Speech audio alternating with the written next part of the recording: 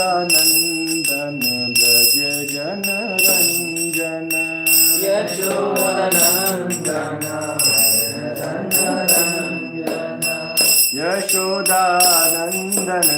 ब्रज जन रञ्जन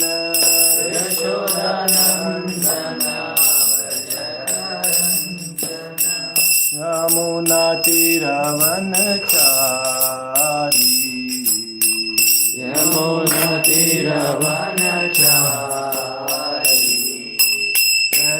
राधा माधव कुंज बिहारी गोपी जनवल्लभ गिरिवरधारी जय राधा माधव कुंज बिहारी गोपी जनवल्लभ गिरिवरधारी जय राधा माधव कुंज बिहारी गोपी जनवल्लभ गिरिवरधारी जय राधा माधव कुंज बिहारी गोपी जनवल्लभ गिरिवरधारी यशोदानन्दन ब्रज जन रञ्जन यमुनातीरवनचारी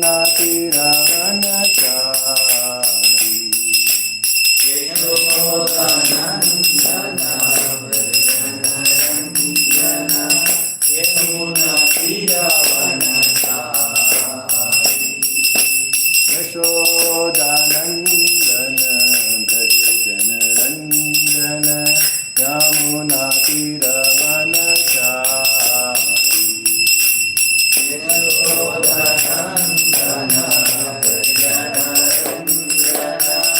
यमुनातीरवनचारी हरे कृष्णा कृष्ण कृष्ण हरे हरे हरे राम राम राम हरे हरे हरे कृष्ण कृष्ण कृष्ण हरे हरे हरे राम राम राम हरे हरे हरे कृष्ण कृष्ण कृष्ण हरे हरे हरे राम राम राम हरे हरे हरे कृष्ण कृष्ण कृष्ण हरे हरे हरे राम राम राम हरे हरे कृष्ण कृष्ण कृष्ण हरे हरे हरे राम राम राम हरे हरे हरे कृष्ण कृष्ण कृष्ण हरे हरे हरे राम राम राम हरे हरे गंधलिका गिरि हरि गंधलिका गिरि हरि गंधलिका गिरि हरि गौर हरि गंधलिका गिरि हरि गंधलिका गिरि हरि गंधलिका गिरि हरि गौर हरि जय गौरानिताय जय गौरानिताय गौरानिताय जय गौरानिताय गौरानिताय जय गौरानिताय जय गौरानिताय जय प्रभुपादा जय प्रभुपादा प्रभुपादा श्रीला प्रभुपादा प्रभुपादा जय प्रभुपादा प्रभुपादा श्रीला प्रभुपादा जय गुरुदेवा जय गुरुदेवा गुरुदेवा श्रीला गुरुदेवा गुरुदेवा जय गुरुदेवा जय गुरुदेवा श्रीला गुरुदेवा हरिनाम संकीर्तन की जय।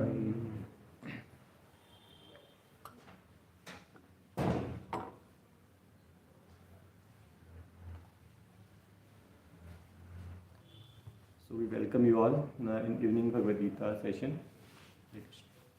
So this is second chapter of Bhagavad Gita, 58th verse. So let's try to chant this verse. Yada samharte chayam kurmo angani va sarvasaha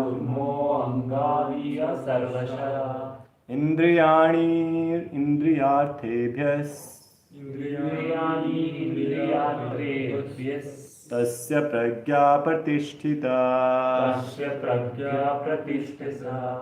One more time please. Yada samharte chayam kurmo angani va sarvasaha indriyani indriyarthebhyas tasya pragya pratisthita. Anyone of you would like to try chanting this verse? You want to try? Tough? Difficult? You want to try, sir? It's okay. Difficult? You can try? Yeah, please. Yada samharte chayam kurmo angani va sarvasaha indriyani indriyarthe tasya pragya pratisthita. You want to try? Okay, so let's try to understand this shloka. So you can repeat the meaning to me. Yada when Samharte winds up. Cha also. Ayam he. Gurmaha tortoise. Angani limbs. Iva like. Sarvashaha altogether. Indriyani senses. Indriya arthebhyaha from the sense objects. Tasya his. Pragya consciousness. Pratisthita fixed. Translation. One who is able to withdraw his senses from sense objects, as the tortoise draws its limbs within the shell, is firmly fixed in perfect consciousness. So let's try to. So please listen carefully as we read Srila Prabhupada's purport. The test of a yogi, devotee or self-realized soul is that he is able to control the senses according to his plan. Most people, however, are servants of the senses and are thus directed by the dictation of the senses. That is the answer to the question as to how the yogi is situated. The senses are compared to venomous serpents. They want to act very loosely and without restriction. The yogi or the devotee must be very strong to control the serpents like a snake charmer. He never allows them to act independently. There are many injunctions in the revealed scriptures. Some of them are do nots and some of them are do's. Unless one is able to follow the do's and the do nots, restricting oneself from the sense enjoyment, it is not possible to be firmly fixed in Krishna consciousness. The best example set herein is the tortoise. The tortoise can at any moment wind up its senses and exhibit them again at any time for particular purposes. Similarly, the senses of the Krishna conscious persons are used only for some particular purpose in the service of the Lord and are withdrawn otherwise. Arjuna is being taught here to use his senses for the service of the Lord instead of for his own satisfaction. Keeping the senses always in the service of the Lord is the example set by the analogy of the tortoise who keeps the senses within. So we'll chant prayers to our spiritual masters before explaining this verse. Om Ajnanatimirandhasya Jnananjanashalakaya Chakshurunmilitam Yena Tasmai Shri Guruve Namaha. Namo Vishnupadaya Krishna Pristhaya Bhutale Srimate Bhaktivedanta Swamiti Namine. Namaste Saraswate Deve Gaurvani Pracharine Nirvishesha Shunyavadi Pashatarishitarini Vancha Kalpatarubhishya Kripa Sindhubhya Vacha Patitanam Pavanebhyo Vaishnavebhyo Namo Namaha. Jai Shri Krishna Chaitanya Prabhu Nityananda Shri Advaita Gadadhara Srivasadi Gaura Bhakta Vrinda. He Krishna Karuna Sindho Deenabandho Jagatpate Gopesh Gopika Kanta Radha Kanta Namastute Tapta Kanchana Gaurangi Radhe Vrindavaneshwari Vrishabhanusute Devi Pranamami Hari Priye. Hare Krishna Krishna Krishna Hare Hare Hare Rama Rama Rama Hare Hare.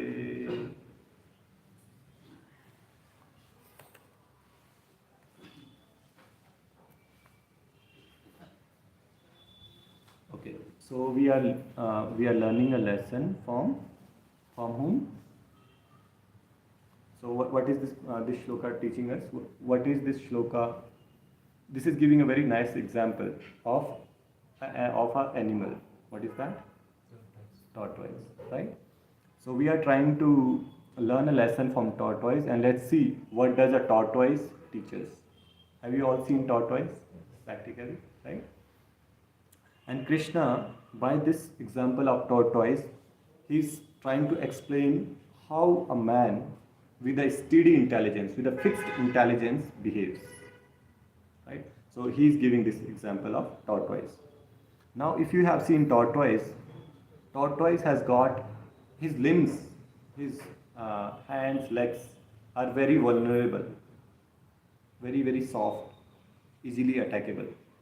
But then he has got a shell in the back, right, which is very, very strong, right? It's so strong that even if sometimes an elephant pounces on the shell, it won't harm him, right?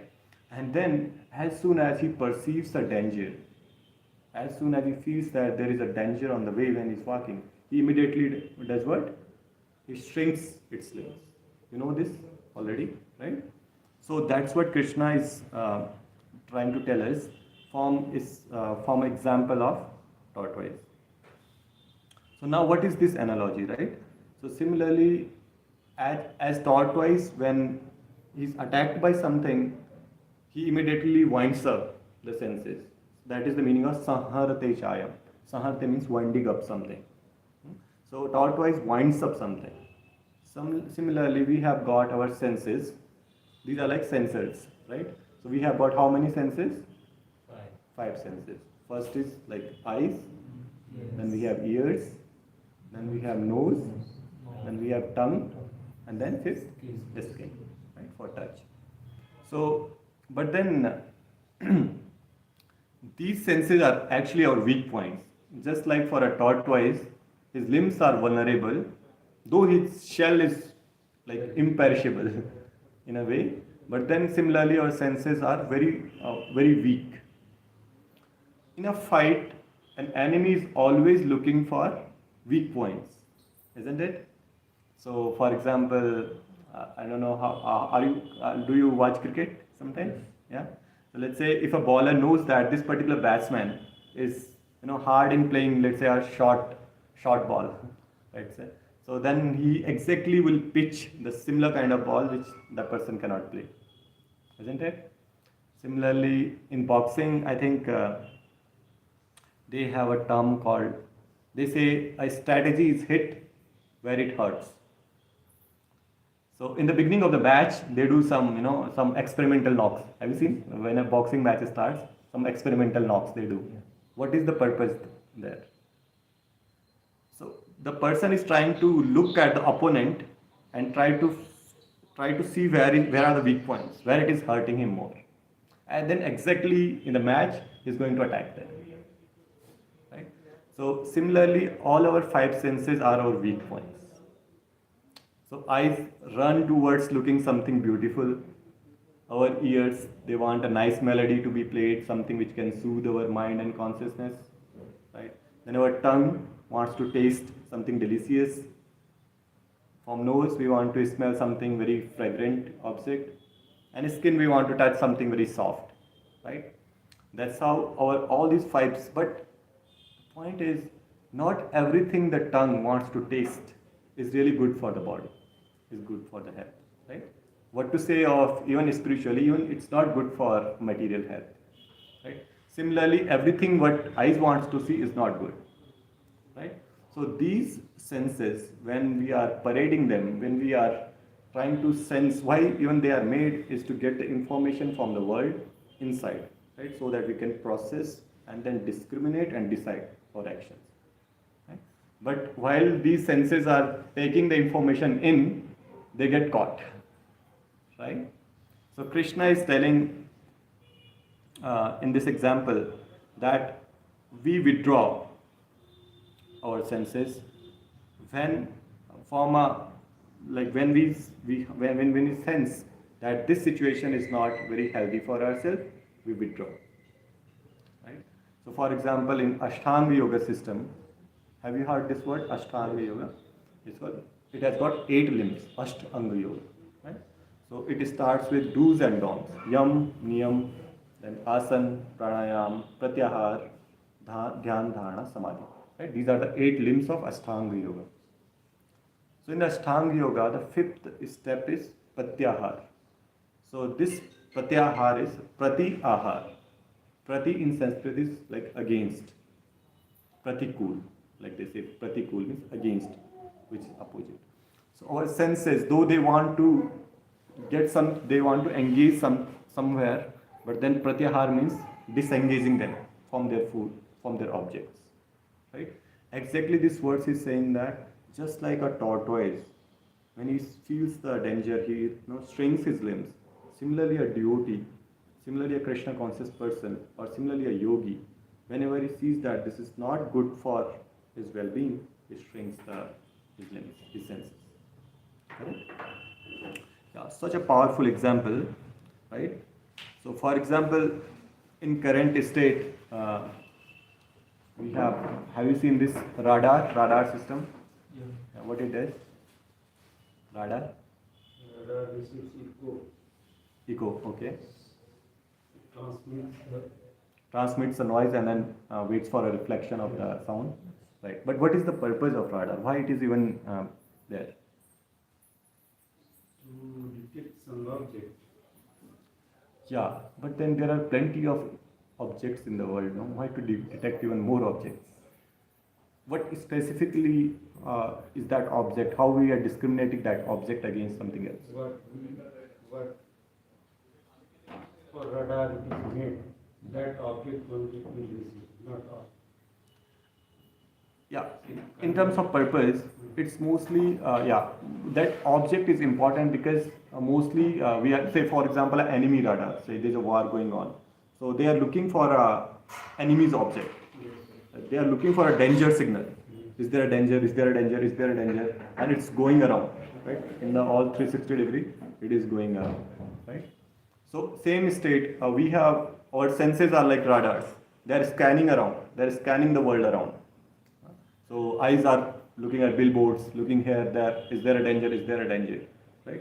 But since our intelligence at the moment is totally perverted, is totally upside down, though we are perceiving these dangers, but our radar is like, oh, we have something danger, but let me embrace it. It's like we are welcoming the danger. It's that situation, just like a radar looking for an enemy that, oh, is there an enemy, is there an enemy, is there an enemy? And as soon as enemy comes, rather than running away or attacking him, we go and hug the enemy. Right? That's exactly our situation is. So our senses, they are scanning around like a radar, but as soon as there is sense object, we get caught. Right? So now, what can you think of? What can be the pitfalls?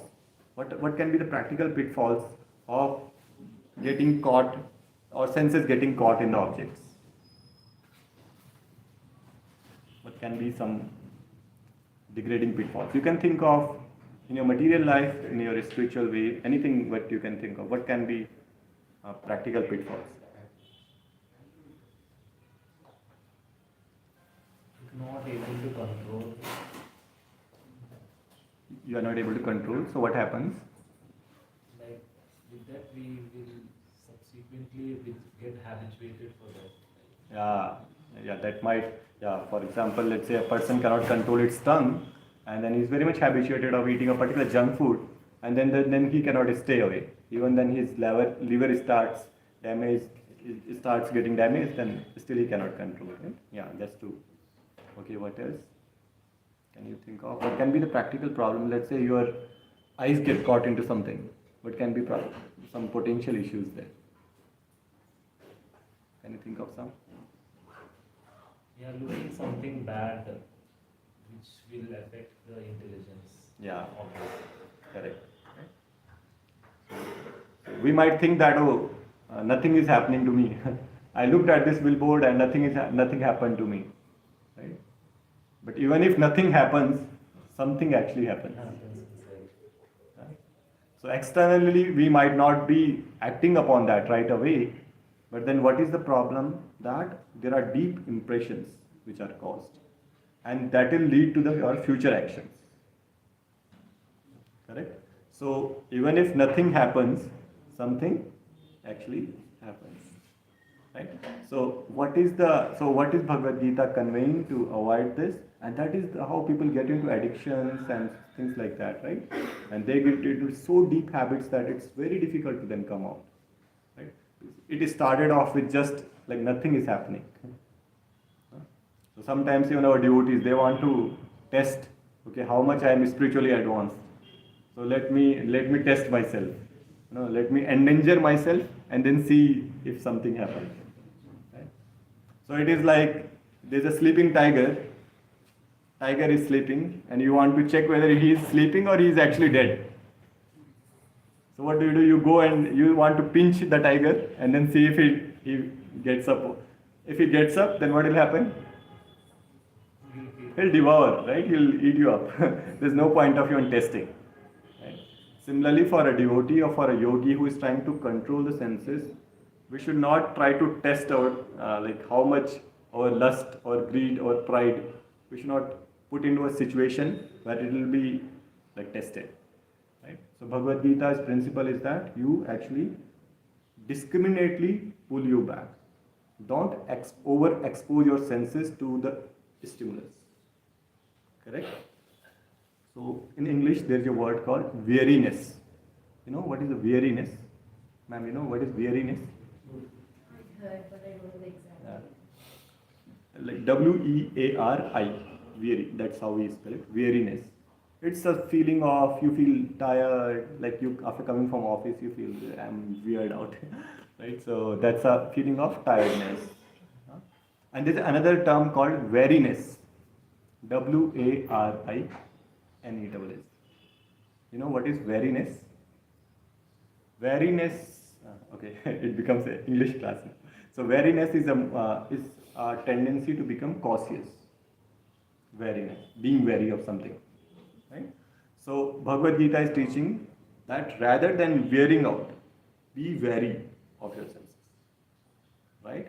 So once, let's say, you overexpose your senses, because practically actually all around, right, that's what is happening. Our let's say our advertisements, they are exposing you, they are trying to catch our eyes. This ad, that ad, you watch any video, there are plenty of ads inserted trying to catch your eyes. Right? and then something is trying to catch your ears, and something your skin, and so on, right? So much senses are being pulled, this vector, that vector, so many vectors are just acting upon, right? But then by this, but practically what happens is there is an immense difference between your fantasies and between our financials, practically, right? You might want this car, this watch, this phone, that phone, but practically in every day-to-day, like day-to-day life, it's immense difference. Now you may say that, okay, I don't have any financial problem at all. I am Elon Musk. I can purchase whatever I want, like Krishna. So still, even if we don't have financial problem, there is what? We might not be limited by finances, but we are limited by what is our bodily limitation. Our body has limitations, right? Let's say anything, if you want to drive a car, how many cars you can drive at a time or in your life, right? If you enjoy something, like enjoy a rasgulla, how many rasgullas we can eat? Like that, like for all the senses we can talk about, right? So even so all these have got practical limitations. So what happens is it makes us very weary inside. Our senses, our demands and desires are like infinite, and our capacity is very limited, right? So there is a tug of, right? So you are driven by an immense force of desires when you cannot fulfill even a sum of them, right? So there is a tug of war and a deep satisfaction that grows in the heart. So Bhagavad Gita's point is that you become wary, you remain wary, you remain cautious where to engage your senses and where to disengage, right? So like speaking is activity of the tongue, but a devotee is conscious when to speak, what to speak. There are plenty of things to talk about, right? But devotee uses his tongue to use to in the service of Krishna.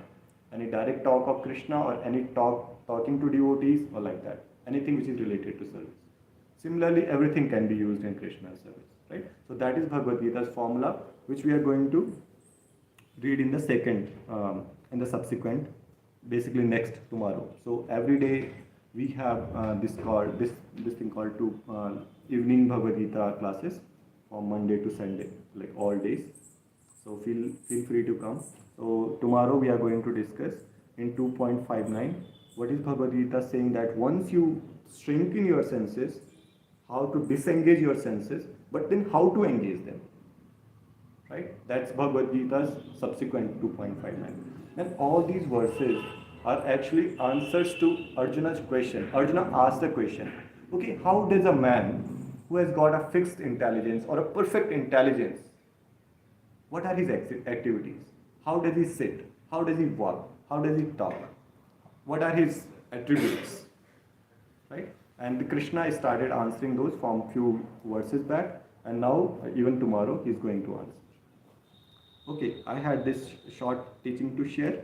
Now you might, we'll discuss if you have any questions. But let me just summarize. So we started off by giving an example of a tortoise.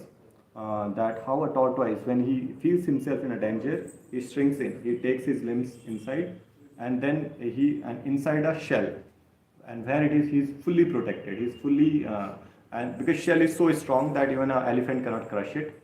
Right? Similarly, Bhagavad Gita is teaching that we disengage our senses. We don't overexpose to the sense objects.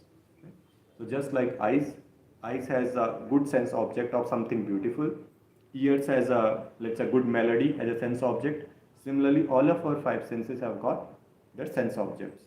So Bhagavad Gita says that don't overexpose your senses to your sense objects. Rather, you need to be intelligent when to disengage and when to engage. Right? So perfection of this activity is achieved when you utilize all these senses in service to Krishna. Right? So this is what we are going to learn tomorrow. Yeah, if you have any questions or comments, I'll be happy to answer or share. So, Prabhuji, in Bhakti also people will engage their senses to hear and all these things. How the spiritual followers should, there is a limitation for that also in this similar way, like not listening too much and not seeing too much God. Oh, okay. Yeah, very good. So your question is that we talked about limitations.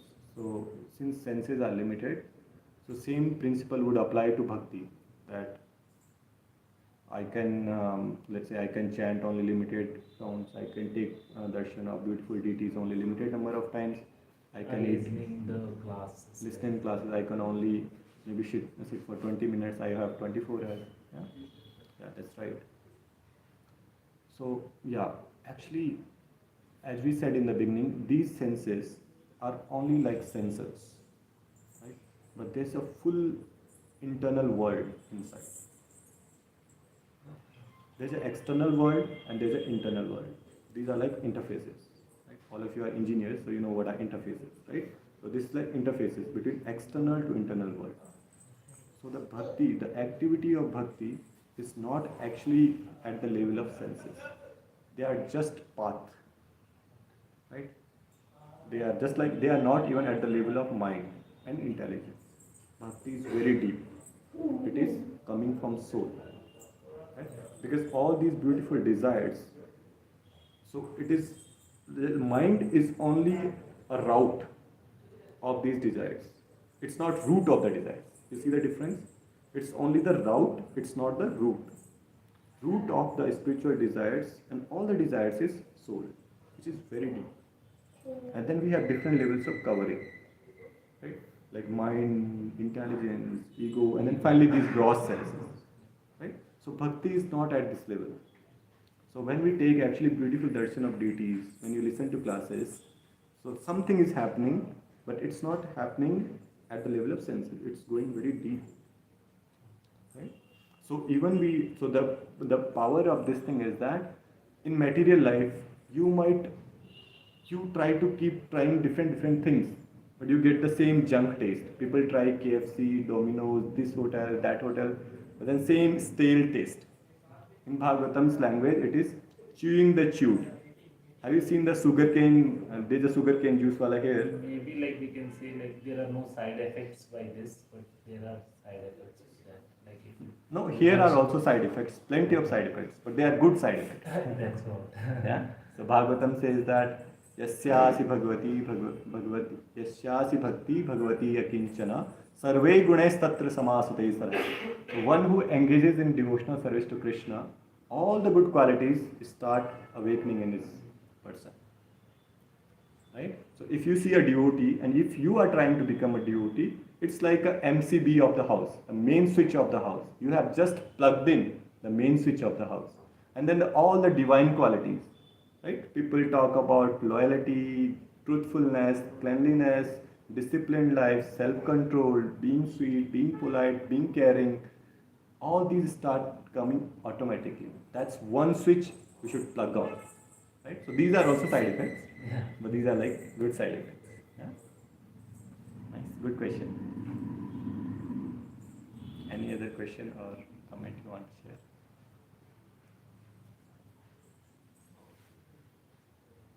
Or maybe you can share what you like a takeaway from this session. You spent your half an hour. Something you learned. You can share a point.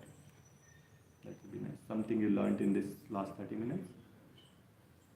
We should control our senses in a proper way in our day-to-day life. That's what I learned. Okay, nice. Yes, good. Same. You cannot say just same. Something which really moved you. Something.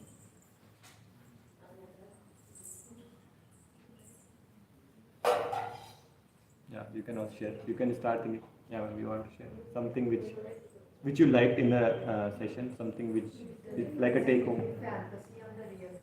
Oh, the difference between the fantasy and the real. At that time I just came. So Ah. from there I'm discussing. Okay. And so that is the point that distracts you. Ah, that's right. Okay. Because we always live in the fantasy world, but in reality we don't. Yeah, it's very far. True. Yeah. You want to share something? Just now when you said bhakti is not associated with senses, Yeah. it's directly, it is attached directly to the So, soul. yeah. That is what I liked. Very nice. That's it. Perfect. Thank you. Very good. Krishna, you got to hear something? last minute. Yeah, last minute entry. Yeah. Yeah. So main thing is about controlling our senses. Yeah. So when we need to engage and when we need to disengage. Yeah. You got to hear the analogy. We were learning from tortoise today. Yeah. Yeah, it's Krishna's analogy that how basically how tortoise winds up the senses, and he also draws in and draws out whenever needed. Similarly, devotee has full control over his senses, so he might look dumb, but then when it comes to Krishna's service, he will start speaking eloquently, right? Similarly, when it comes to devotee exactly knows that how to utilize his various senses properly, and that's the perfect use of the sense. Thank you. Now you record something? No? Okay. Perfect. Okay. So we'll stop here. Thank you so much for being attentive in the last 30 minutes. Hare Krishna.